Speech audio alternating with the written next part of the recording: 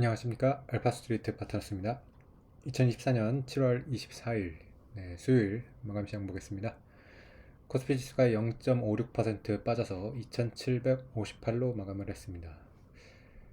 좀처럼 반등을 하지 못하는 국내 증시입니다. 0.5% 이렇게 빠졌고요. 어제 하루 조금 반등한 거를 빼놓고는 지금 계속 빠지고 있습니다. 4일 연속 하락을 하고 하루 살짝 올랐다가 다시 또 빠지는 그런 상황입니다. 그래서 뭐 주봉으로 이렇게 급격하게 이렇게 빠지는 그런 모습이고요. 일봉으로 봐도 지금 꽤 조정이 나왔습니다. 고점 대비 거의 한 140포인트 정도 빠져 있는 그런 상황입니다. 한 이쯤에서 바닥을 잡고 좀 올라가면 좋을 것 같은데요. 참 국내 증시 뭐 약하다고밖에 얘기를 못할 것 같습니다. 어제 미국 증시 마감은 그렇게 뭐 빠지진 않았어요. 다우가 0.14%, 나스닥이 0.06% 빠졌는데 장 후에 이제 실적 발표들이 좀 있어서 그거에 좀 영향을 많이 받는 것 같습니다. 지금 보면 선물 같은 경우는 나스닥이 1% 가까이 이렇게 빠지고 있거든요. 그래서 실적 발표가 그 구글이랑 테슬라가 있었는데 구글은 그래도 좀 괜찮았는데 테슬라가 좀 안 좋았어요. 구글 같은 경우는 일단 EPS 그리고 매출 둘 다 컨센서스보다 상회를 했고요. 뭐 아주 좋은 건 아니지만은 그래도 나름 선방을 했다고 이렇게 볼 수 있을 것 같습니다.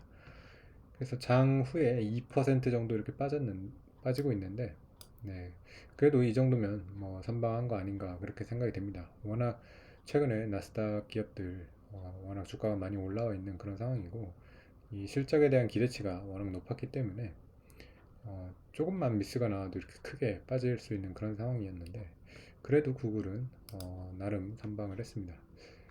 문제는 좀 테슬라였는데요. 테슬라 같은 경우는 EPS가 일단은 미스를 했고요. 매출 같은 경우는 뭐 그래도 비트를 했지만은 아무래도 이 EPS가 워낙 잘 안 나오다 보니까 이 이익률에 대해서 좀 걱정을 하는 것 같습니다. 테슬라 같은 경우는 워낙 비싼 주식이에요. 지금 뭐 EPS로 보면 곱하기 4를 해도 주당 한 2달러 수준밖에 안 되는데 주당 2달러에 240불이라고 그러면 PER이 120배죠. 그래서 PER로는 사실은 좀 평가가 잘 안 되는 그런 회사이기는 한데요. 그만큼 뭐 미래 가치를 크게 이렇게 보고 있긴 한 건데 새삼스럽게 어쨌든 이렇게 실적 발표가 나올 때마다 테슬라는 좀 충격을 받는 것 같습니다. 왜냐면 현재 나오는 그런 실적에 비해서 주가가 너무 높다 이런 생각이 계속 드는 것 같아요. 그래서 애프터장에서 이제 테슬라 같은 경우는 상당히 급락을 하고 있습니다. 거의 뭐 8% 가까이 이렇게 빠지고 있어서 220불대까지 이렇게 밀리고 있습니다.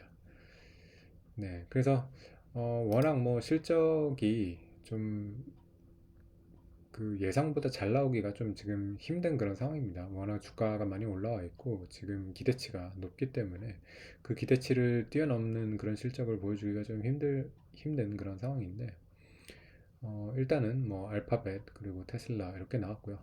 앞으로 이제 MS 그리고 애플 이런 회사들의 이제 실적이 다음 주 이렇게 가는데 실적 시즌이 어쨌든 좀 무사히 지나가야 될 것 같습니다.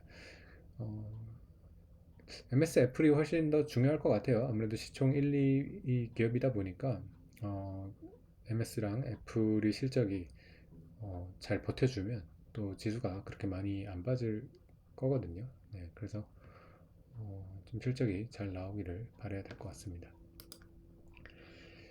우리 시장 같은 경우는 오늘 삼성전자가 좀 하락폭이 컸습니다. 2.2%가 빠졌는데 HBM3 같은 경우는 통과를 했는데 3E가 아직 통과를 못했다고 합니다. 그래서 일단은 뭐 좀 악재성으로 받아들이는 것 같고요. 삼성전자 같은 경우는 확실히 HBM3E 이게 이제 좀 마진율이 좋을 거로 이제 기대가 되기 때문에 이런 것들이 좀 통과가 돼야지 좀 그래도 주가에 상승 요인이 될 수 있을 것 같고요. 네. 그러면서 반면에 오늘 하이닉스가 오랜만에 조금 반등을 했습니다. 삼성전자가 빠졌는데 하이닉스는 1.7% 이렇게 반등을 했고요. 네. 근데 한미반도체는 반등을 하지 못하고 있네요. 14만 원대 이렇게 머물고 있고 오늘도 1.4% 이렇게 빠졌습니다. 네, 오늘 좀 좋았던 섹터는 바이오 쪽은 좋았습니다. 삼성바이오로직스가 4%, 셀트리온이 2% 올랐고요. 네, 그리고 하나에어로스페이스가 오늘 4% 오르면서 네, 거의 30만 원 근처에서 마감을 했습니다. 장중에 30만 원을 넘기도 했고요. 30만 7,500원까지 가면서 결국에는 30만 원대 넘을까 했는데 결국에 넘었습니다. 작년 10월에 비해서도 거의 지금 3배 이상 올라온 그런 주가고요. 네, 코로나 때 저점에 비해서는 거의 20배 가까이 이렇게 올라오는 그런 모습입니다. 네, 그래서 방산 이런 산업이 사실은 예전에 한 5년 전이나 10년 전에는 그렇게 규모가 크지가 않았는데 정말 이제는 좀 주요 산업이라고 이렇게 볼 수 있을 정도로 규모가 좀 커지고 있는 그런 모습입니다. 네, 그리고 네, 변압기도 여전히 좋습니다. 현대일렉트릭 같은 경우도 오늘 5%가 오르면서 네, 사상 최고가 또 경신을 했습니다. 현대일렉트릭 같은 경우도 작년 9월에 비해서 거의 6배 가까이 이렇게 올라온 그런 상황입니다.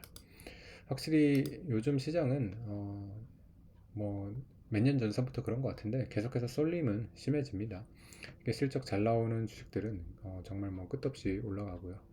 반면에 좀 소외받는 이런 종목들은 굉장히 많이 빠지고 있습니다. 네. 아무래도 좀 그 주가의 하방 경직성을 좀 지켜줄 수 있는 거는 이런 주주 환원이라든가 자사주 소각 이런 것들인데 우리나라가 워낙 그런 것들이 안 좋다 보니까 주가가 이렇게 좀 안정적으로 가지는 못하는 것 같습니다. 네. 그리고 오늘 또 보면 은행주 같은 경우는 꽤 하락이 컸습니다. KB금융이 4% 빠졌고요. 네, 신한지주 0.5%, 하나금융지주 2.6% 이렇게 빠졌습니다. 은행주 같은 경우도 뭐 주주환원 이런 거는 워낙 그래도 좋기 때문에 잘 올라왔는데 요즘 들어서는 이제 더 위로 치고 올라가지는 못하는 것 같아요. KB금융 같은 경우도 8만 원대에서 좀 횡보를 하고 있고요. 어떻게 보면 아직은 네, 지금 이제 가격이 많이 올라오다 보니까 배당 수익률도 이제 3.6% 이런 식으로 떨어지고요. 이렇게 주주 환원이 잘 된 지가 얼마 되지 않아 가지고 신뢰성이 조금 부족할 것 같습니다. 그래서 1년이고 2년이고 좀 더 이런 자사주 소각 같은 게 꾸준히 되는 거를 확인을 하면 그때는 좀 더 밸류에이션이 높아질 수 있을 거라고 생각이 되는데 아무래도 시간이 좀 더 걸리는 그런 상황인 것 같습니다. 네, 오늘도 그래서 우리 증시 뭐 반등을 하지 못해가지고 좀 아쉽고요. 2700대에서 계속 그래도 바닥을 좀 잡으려고는 하는 그런 모습입니다. 네, 그래서 뭐 한 2700대 요쯤에서 좀 저점을 잡고 다시 좀 상승 추세로 갈 수 있으면 좋을 것 같습니다. 네, 오늘 시간은 여기까지 하겠습니다. 감사합니다.